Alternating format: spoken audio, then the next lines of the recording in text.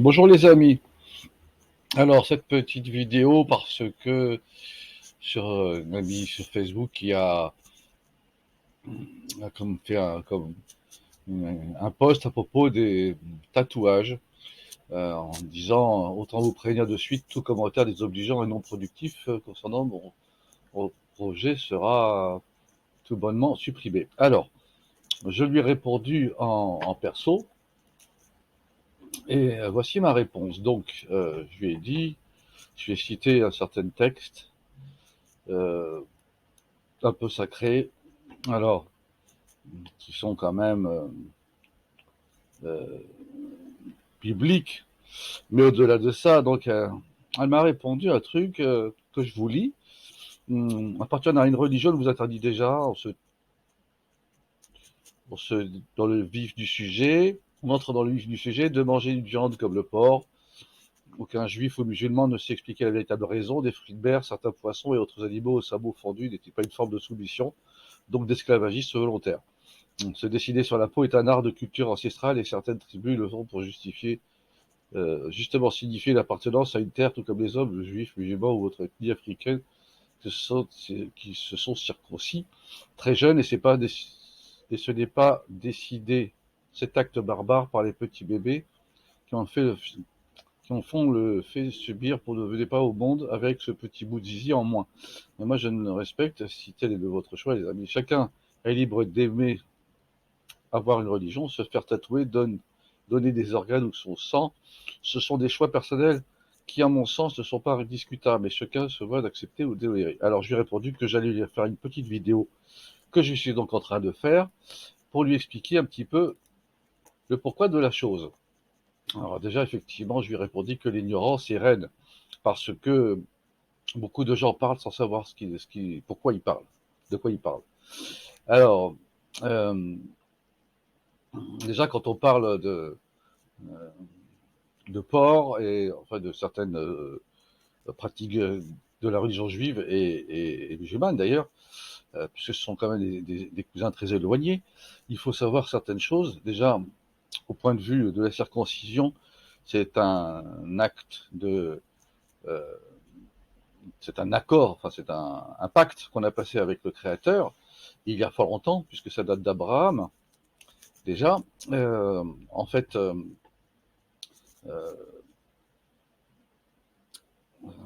pour éviter de sacrifier son fils, Isaac, Dieu lui a demandé effectivement que tous les hommes venant au monde soient circoncis. Bon. Euh, alors ça c'est le côté biblique. Maintenant le côté médical de la chose, parce que se cantonner effectivement à la Bible euh, et à la Torah en particulier, puisqu'on parle de ça, voudrait dire qu'en fait nous sommes quand même que des moutons, comme elle semble le dire, mais avant tout, nous sommes aussi des êtres humains qui réfléchissons, nous avons une conscience, ce que j'essaye souvent de dire d'ailleurs aux gens, d'élever leur conscience, de ne pas se cantonner à obéir à une règle sans savoir pourquoi ils la font. Voilà. Alors là, pour ce qui est de, de la circoncision, euh, alors effectivement, il y a le côté biblique, mais il y a aussi le côté médical. Donc le côté médical fait que cette circoncision sur des gamins de 8 jours, euh, d'abord on s'en souvient pas. Hein. Je suis passé par là il y a un certain nombre d'années, donc le problème n'est pas sous cette forme-là déjà. La souffrance est quand même compensée à ce moment-là par effectivement des traitements presque, comment dire, des antibiotiques et des anesthésiants assez forts. Donc en fait, le bébé pleure en fait assez peu. Bon, euh, mais à côté de ça, donc en fait, on s'aperçoit, médicalement parlant, que la circoncision évite 99% des maladies vénériennes, pour ne pas dire 100%. Euh, je, Ça, c'est une étude très sérieuse, hein, il suffit de regarder, hein, il suffit de se renseigner. Et donc, pour ne pas dire 100%, parce que, effectivement, il y a des gens, des hommes circoncis qui finissent peut-être par attraper effectivement le sida, qu'ils soient juifs, musulmans ou catholiques, hein, parce que les catholiques aussi, il y en a... C'était devenu une mode d'ailleurs aux États-Unis de se faire circoncire, justement à cause de ça, c'est-à-dire éviter effectivement des problèmes par la suite. Euh, Après, on n'est jamais à l'abri à 100%, mais c'est vrai que si on évite déjà 99% des possibilités d'attraper une maladie ou de transmettre une maladie, parce que ça va dans les deux sens, je pense que c'est quelque chose d'assez intéressant au point de vue humain, parce que quand même la première raison d'être d'un être humain, c'est quand même de se conserver, de faire attention à sa santé, de transmettre euh, ce qu'il a appris. Euh, Ça s'appelle la transmission. Hein. D'ailleurs, de toute façon, l'être humain naît, apprend, il transmet et il meurt. Hein. Donc, enfin, l'être humain. Je parle de son corps. Hein. Son âme, elle, continue son chemin. Et ça fera l'objet d'une autre conférence. Euh, donc, voilà. Déjà pour la circoncision. Après, quand on parle de porc, on parle euh, de choses comme ça. Il faut toujours savoir pourquoi on parle de ça. Effectivement, si effectivement manger du porc euh, ne rend pas forcément les gens malades, euh, mais voilà, à l'époque, déjà, quand cette loi a été dictée, alors la loi ne dit pas qu'il ne faut pas manger de porc, elle est beaucoup plus simple et restrictive en même temps. C'est-à-dire qu'on dit qu'il faut que l'animal soit mammifère, avec des sabots fourchus, et qu'il soit effectivement égorgé d'une certaine façon pour éviter sa souffrance. Hein. On fait très attention effectivement au bien-être animal, contrairement à ce qu'on entend souvent parler. Donc déjà, effectivement, à l'époque, on pourrait penser que le porc était un problème parce que la viande se conservait mal. Et en fait, avec le temps, on s'est aperçu aussi que le porc pouvait donner faire des transplantations du porc vers l'être humain. D'ailleurs, c'est un grand débat. Euh, et qu'en fait, au point de vue euh, même physiologique, c'est-à-dire que quand on ouvre un porc de haut en bas, on s'aperçoit qu'il est constitué comme un être humain. Euh, donc en fait, ces organes, principalement d'ailleurs en rapport avec le cœur, sont tellement proches de l'être humain que rares sont les rejets. Donc c'est intéressant de se poser la question de savoir pourquoi le Créateur nous avait donné cette loi. Est-ce qu'il pensait déjà à savoir aujourd'hui effectivement se servir du porc de la façon dont on s'en sert, ou si effectivement ce n'était que une, euh, une fantaisie. Non. Alors c'est pareil pour les fruits de mer, puisqu'en fait les fruits de mer, en fait, on l'a, on le sait depuis longtemps, et pourtant c'est pas marqué dans la Bible. Hein. Euh, c'est un, comment dire, un éminent professeur qui a découvert que les crustacés n'étaient ni plus ni moins que des insectes de la mer. Donc, je ne sais pas si beaucoup d'entre vous qui regarderont cette vidéo euh, consomment des insectes, puisque déjà, chez nous, les juifs, effectivement, les insectes est un des plus grands péchés, on ne doit pas du tout en consommer. Donc, le créateur savait déjà cela.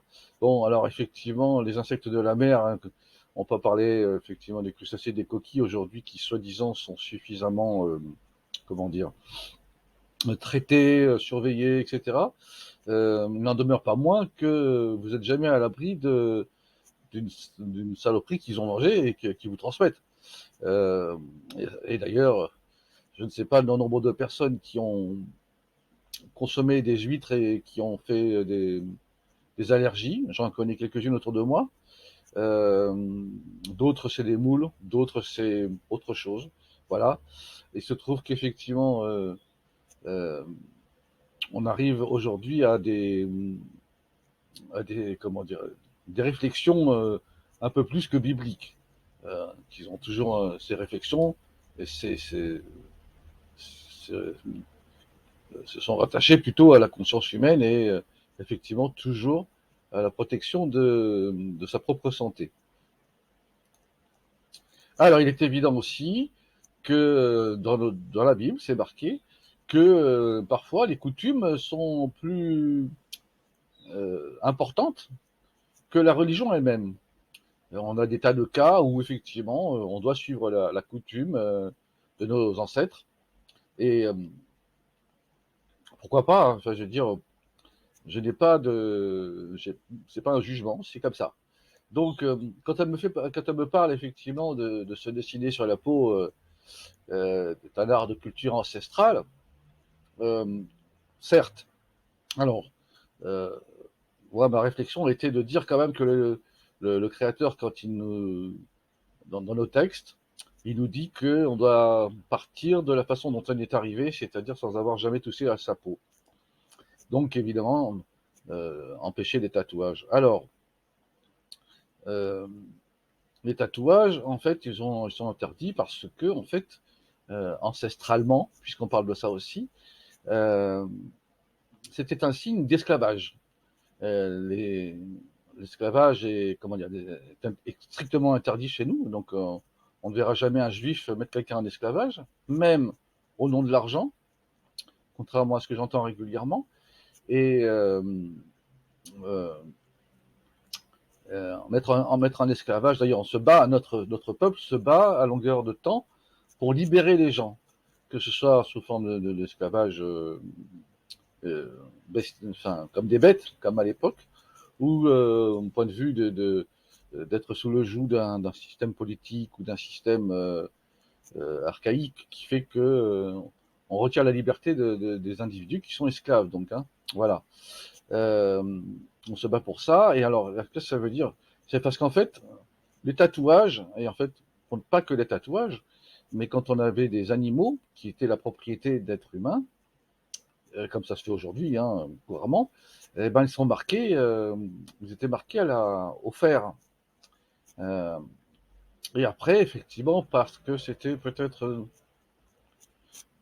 trop dur ou trop, je ne sais pas comment déterminer la chose, mais en attendant, on est passé effectivement à des tatouages, on tatouait les gens, et puis, bon, euh, ça se fait encore aujourd'hui à l'heure où je vous parle, il y a encore des gens qui tatouent des esclaves hein, dans le monde. Hein.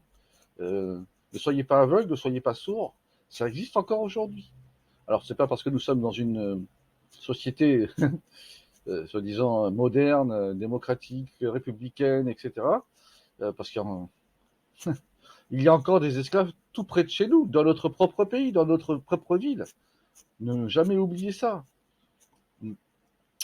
Bon, en attendant, le tatouage, lui, au-delà de la parole du créateur qui nous disait de ne pas effectivement se tatouer, et, d'autres choses d'ailleurs, mais aussi la vraie question, c'est de se dire, même si aujourd'hui les technologies pour tatouer quelqu'un semblent être se moderniser, euh, être suffisamment sûr, mais on sait très bien que voilà un germe qui vient se, se glisser dans une aiguille de tatouage va vous rendre malade. On a des exemples, il suffit de regarder des gens qui ont voulu se tatouer et s'ils ne déclenchent pas tout de suite une maladie, ça peut être même auto-immune, hein, parce que bon, les produits ne sont pas euh, comment dire, ce ne sont pas des produits que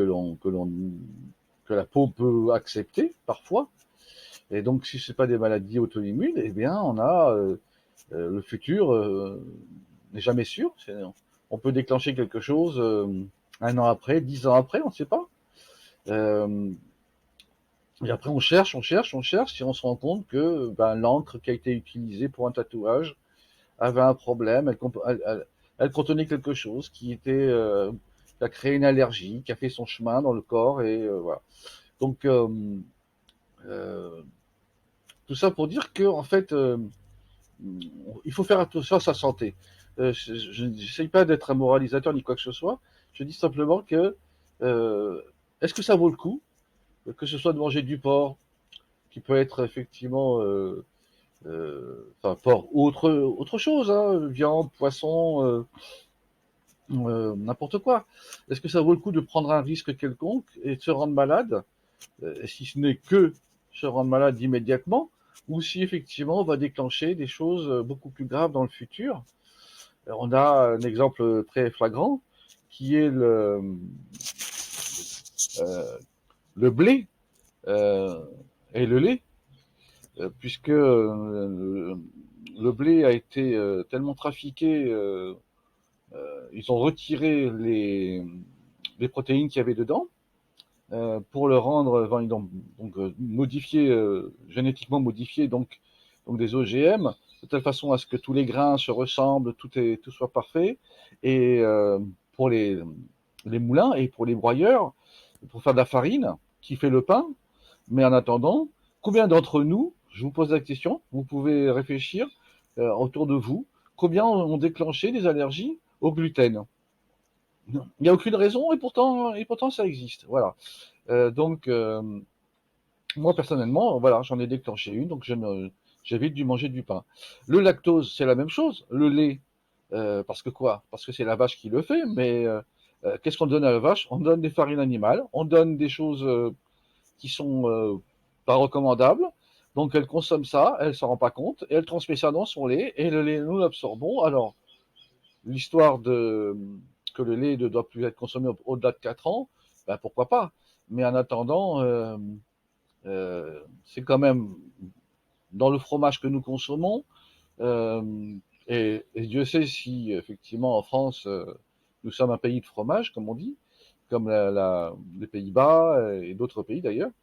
Euh, bon, soit dit en passant, j'adore le fromage, c'est pas ça le problème. Le problème, c'est que quand je quand j'allie, par exemple, quand je mange du pain avec du fromage, eh ben, je suis pratiquement certain de passer une nuit blanche parce que les deux composants euh, mis en contact l'un avec l'autre provoquent des choses euh,